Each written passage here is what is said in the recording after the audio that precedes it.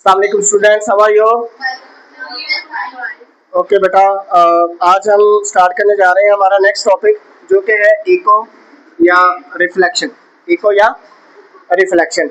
अब सबसे पहले शॉर्ट क्वेश्चन आता है कि is there any difference between echo और रिफ्लेक्शन? क्या इको और रिफ्लेक्शन में कोई फ़र्क है? ठीक है, तो आज हम इसके बारे में जानेंगे कि इनके दरमियान फ़र्क है या नहीं है।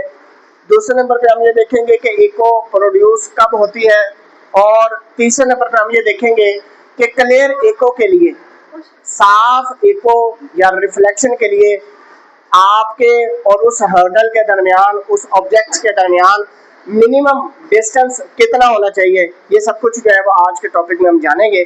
तो सबसे पहले हम कहते हैं इको क्या है। इको के बारे में कहते हैं कि bouncing back of waves,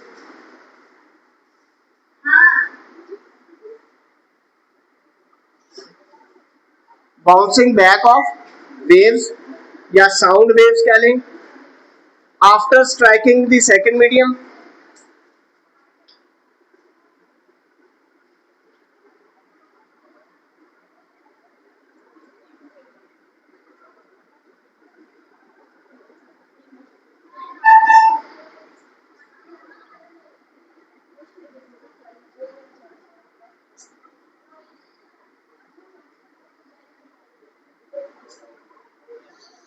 after striking the second medium back into the first medium. आवाज की वेव्स का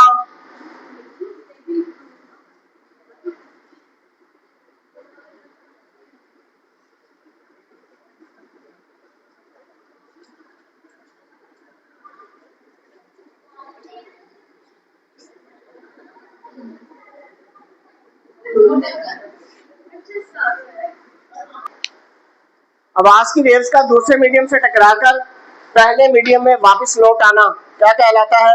रिफ्लेक्शन कहलाता है। बाउंसिंग बैक ऑफ वेव्स या sound waves after striking the second medium back into the first medium is known as reflection. अब reflection में आपके पास हमेशा एंगल ऑफ इंसिडेंस और एंगल ऑफ रिफ्लेक्शन दोनों इक्वल होते हैं। रिफ्लेक्शन के लॉज में एक ये सेकंड लॉ है कि आपके पास जिस एंगल पे जाके रे ऑफ लाइट स्ट्राइक करेगी उसी एंगल पे वो बाउंस बैक भी होगी, उसी एंगल पे वो क्या होगी? बाउंस बैक भी होगी। मजीद हम कहते हैं कि जो साउंड की रेजिस्टेंस है इन आवर माइंड वो तकरीबन 0.1 सेकंड तक रहती है। आवाज की मौजूदगी का एहसास हमारे दिमाग में कितनी देर तक रहता है?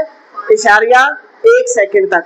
और हम ये भी जानते हैं कि जो स्पीड ऑफ साउंड है एट STP वो 340 मीटर पर सेकंड होती है, 340 मीटर फी सेकंड होती है।